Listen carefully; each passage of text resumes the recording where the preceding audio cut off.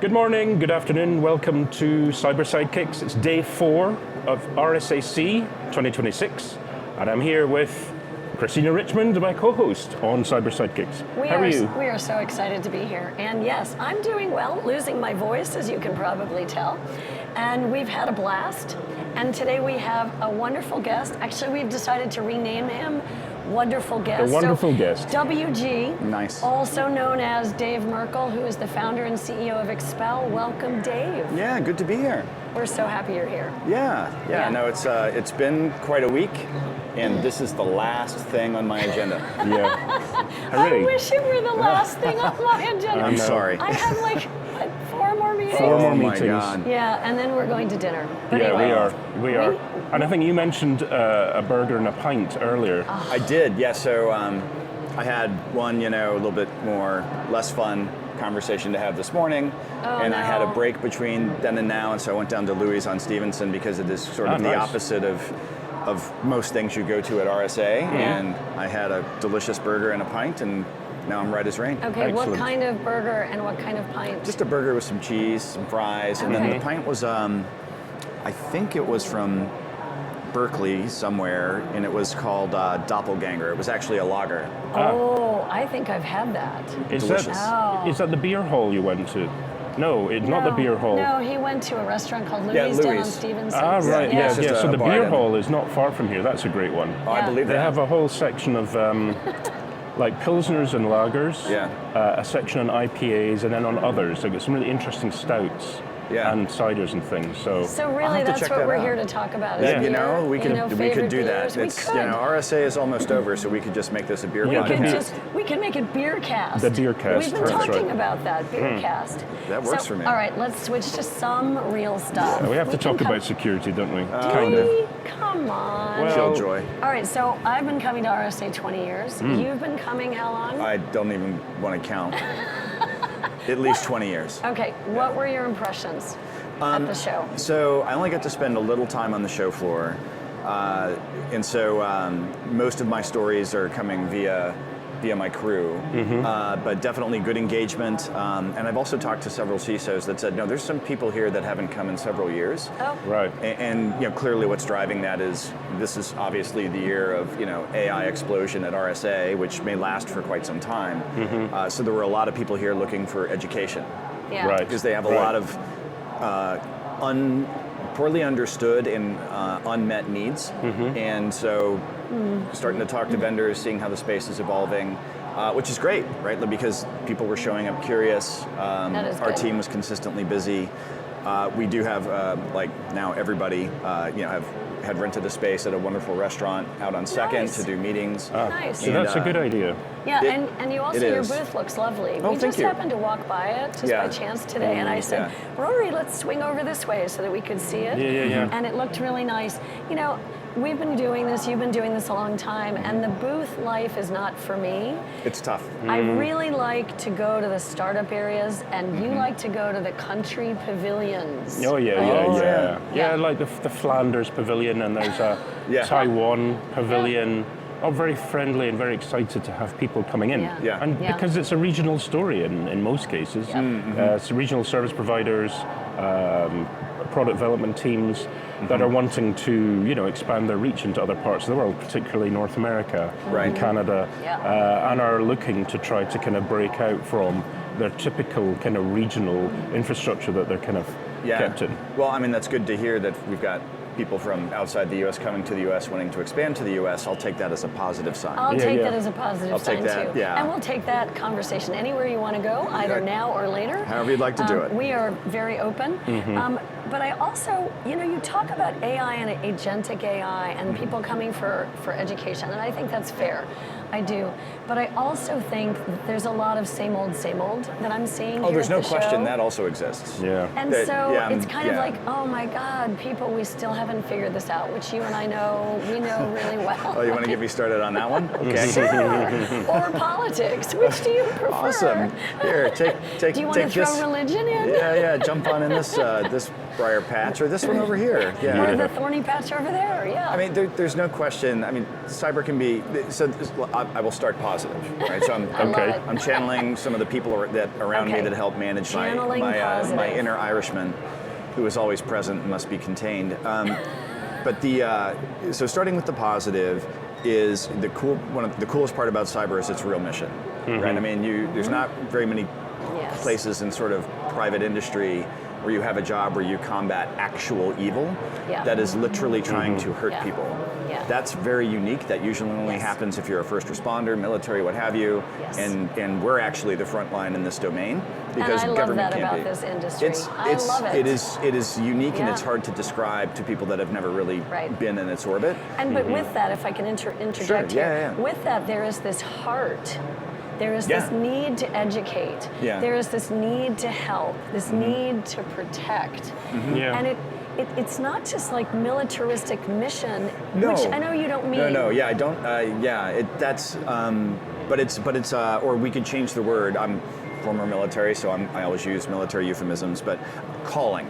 If you prefer that word. I like that. If you prefer that word, and that's the way I really mean it. Where you're motivated by the fact that what you do matters in a way that is, yes, it's still important to the business and its bottom line, but it's also important in a way that actually protects people at the end of the day. Like, if your business goes kaput because you have a bunch of IRGC attackers send wipers into your medical devices company and wipe it to the ground, there's some people that are not going to get some paychecks. That's right. And so being on the front line of combating that is really cool. It can be an extinction event for some companies. It certainly can. It certainly can be. And so again, back to that heart and that soul and that calling is really unique. It is. It is. So that's a good part. That is here we go. Yeah, the bad part is there's no question that we seem to not retain the lessons of the past. And also this can happen in any industry. There will always be some that fail to innovate, and it could either be the same old in that we haven't fixed this problem yet. It could be the same old in that some percentage of vendors will fail to innovate and move along with the times. That's not unique to cyber. Right. It could be same old in that we learned a lesson, we made it better, and then as new technology comes out, AI, we make all the same mistakes again and think about identity, access control, data segregation. That's all out the window, and we're gonna get to go through that all over again. We are going to go through it again, just like early Shadow 2000s. Cloud, Shadow SaaS, Shadow IT, Shadow this, Shadow that, API, every single other technology. And I get why. Like I was having a really good conversation, actually with several people on this topic, and they had a point of view that I actually agree with, but they said it really well, which is, okay, if you're a CEO right now, and you're looking at the level of disruption AI has in your business at large, right? You can either not do AI because you're concerned about the risk, and maybe that hurts you, or you can do AI and definitely have a shot at surviving, because if you don't do it, your competitors will extinguish you for sure. And there's a middle point, which is do AI because you have that fear of missing out, but you do it poorly, and you introduce more risk. Right. And right now, what's doing AI well, nobody can tell you. Nobody can tell you. From a risk standpoint. Yeah, at least from a long-term basis. That's what we do now, who knows how that's going to come back and bite us on the proverbial in the future. And who knows what capabilities are being fielded even 2 months from now. Yeah, so it's a very fast-moving target. Exactly, and part of this, I think, it kind of goes into the realm on the quantum argument. So there was a session IBM did yesterday on quantum safety, or quantum safe approach. And the harvest now, decrypt later topic came up a lot. As in, there's all this data now that has been acquired by bad actors that will potentially be exposed in the future. How do you protect against that? Perhaps the AI tools and technologies will have developed by that point such that we can mitigate some of the risks associated with that exposure, but who knows? I don't know how we mitigate. Once the bits are taken, and if it's not a quantum safe encryption algorithm, then those bits are cooked. You're done. So that's right. I don't know what we do about that. I think it's more about how do we manage the impact of that when the bad thing happens, because I don't think that we're going to be able to stop those things from occurring. And then it comes down to governance and reputational risk management and recovery. A good backup plan. Yeah, right. A good backup plan. Yeah. But it does, and one of the points that you make often is, what's old is new again and what's new is old again. Yeah.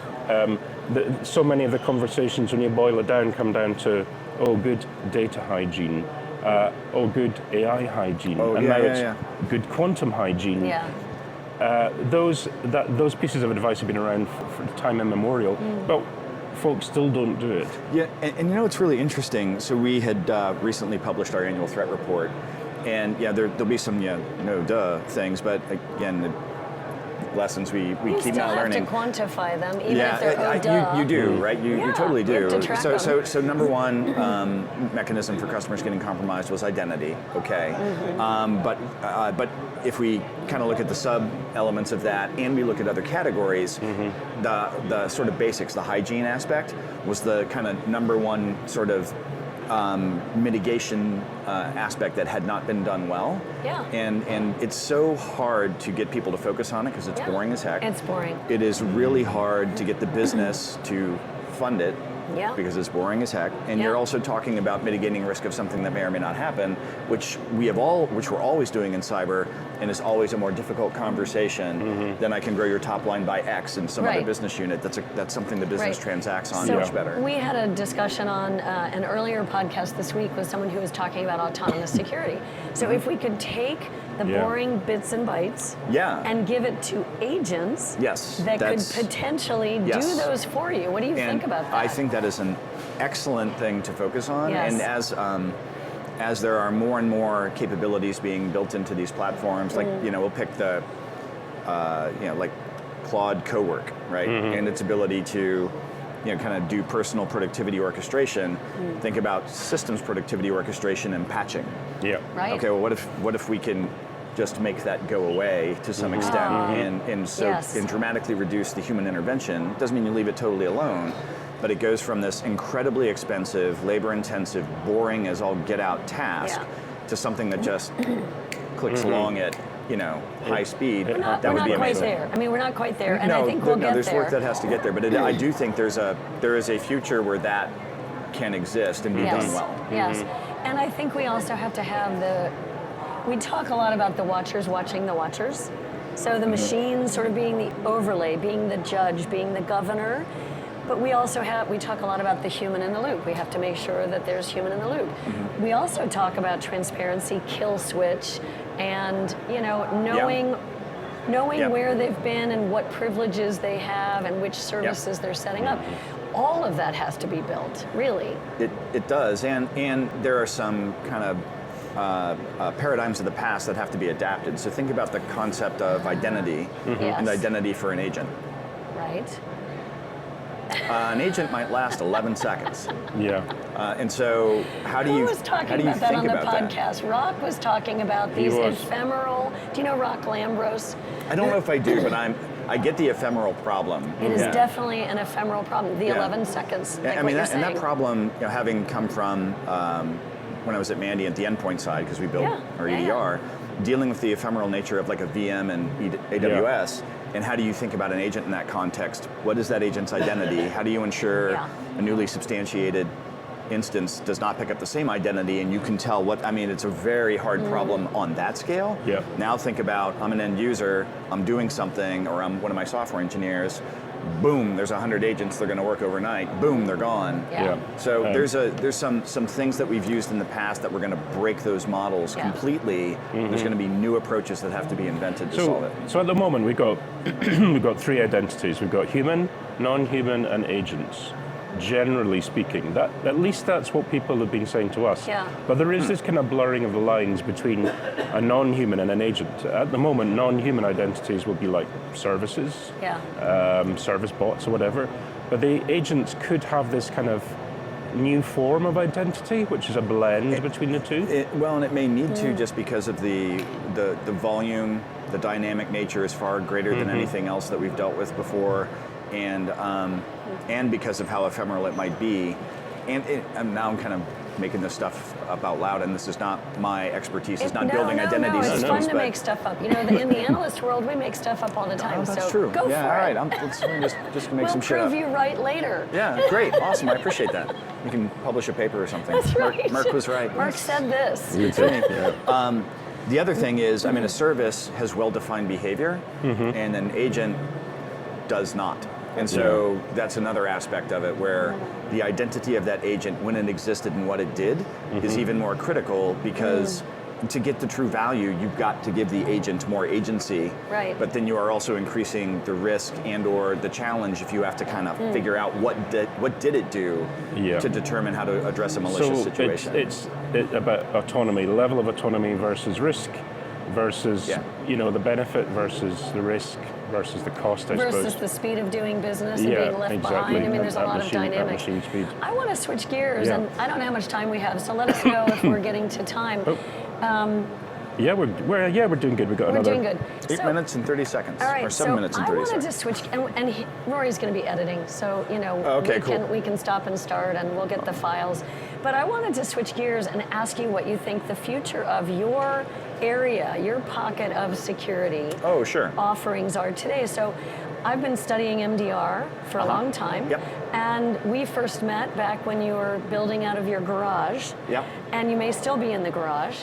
But only when I'm sent there by my family, but we don't work there anymore. Okay, you grew beyond the garage. You have too many people. But what is the future of MDR? Because it is a rapidly consolidating, also expanding landscape. Yeah, so let's see, how do I do this without turning it into a marketing pitch? You can say, I don't know. So, I mean, what we initially did is we decided that problem of produce security outcomes for customers was a technology problem, not a people problem, at a time when everybody was solving it with people. So we solved that, but we started building in 2016. So we have an architecture that is using a bunch of stuff to include a ton of machine learning and, a whole bunch of different kind of, more... So wait a minute, you were doing autonomous SOC 10 years ago. Yeah. And this is part of my problem with this market is that we have MDR and autonomous SOC. They're the same market. Except autonomous SOC doesn't necessarily have humans. Which sometimes. Well, or I could point, I'm not going to name the vendor, but I could go point at a booth out here which says autonomous SOC MSSP. I'm like, okay, there's people at the end of that. So there's a bit of a shell game going on with everybody in this space. And in my view, what you're going to end up with people that continue to do this well is you will have a technology platform. It will have a bunch of deterministic computer science. It will have large language models plugged into its pipeline and into its sort of triage and investigations in the areas where that technology works. And that will evolve over time as models change. And there's still going to be a set of people at the end of it for the customers that want it. For customers that don't want it and they just want to consume the platform, that's fine. But for customers that say, well, yeah, but then what do I do with what the platform tells me? Please just deal with it. There is still, for the near future, going to be some aspect of that. The thing that will change is your leverage. How many people do you need for how many customers and how much work? And anybody that says autonomous SOC, anybody that says MDR, and anybody that says AI SOC are in the same market. People go, no, they're not. The AI SOC people don't have SOCs. Guess what? Bullshit. They do. They keep trying to hire mine. Okay. So I can tell you for sure that's a lie. Okay. And so we're all in the same market. The thing is everybody talks different. And so once again in cyber, we're doing an amazing job confusing the poor buyer who has to deal with us as an adversary from a marketing standpoint and the actual adversary. And it's very frustrating. Oh man, you just cracked the whip. I love that because the adversary within our own industry. Yes. We are not helping the buyer with that behavior. We are not helping them. But capitalism drives you to it because you do have to try to differentiate to get the buyer's attention to get a chance to show them that what you do is great. I don't have a solution. No, and we're back to politics. Yeah, we are. And by the way, for anybody that is an AI SOC vendor, autonomous SOC, I'm not throwing rocks at you. I'm not calling you out as a bad actor. You are responding to market forces and doing what you have to do just like I do. I'm not hating you as players, I'm hating the game. Yeah, I got it. I mean, what more can we say? What more can we say? I mean, drop the mic right there. I know, drop the mic. I loved this chat. Yeah. Thank This is fun. you so much. Yeah, thanks, guys. As our last podcast, this is a really good fun one to finish Not on. last ever. No. This is season? This I'm the well, season closer? The You're the season closer. finale. Yeah. 62. No, you so- are the RSA 2026 finale. Oh, okay, there we go. Okay. There Okay, that's you pretty go. good, though. That's good. pretty Yeah, good. okay. We'll have So- you back on if you'd come. Yeah, let me know. Love that. Would love to do it. Yeah. Thanks, Mark. Thanks, All right. Thank you so Thanks, much. Christina. Good to be here. Yeah, so please, folks. you want to do the wrap up? Yeah, so we should wrap this up now. Thanks, folks, for tuning in again. Hopefully, you can continue to listen to us on our weekly And watch podcast us at least and watch us at least for these sometimes. 3-4 that we're doing for this week. Thanks for all your support and your comments and suggestions. Please get in touch with us. Christina at richmondadvisorygroup.com, Rory at richmondadvisorygroup.com. Thanks. Thanks. Bye-bye. Bye-bye.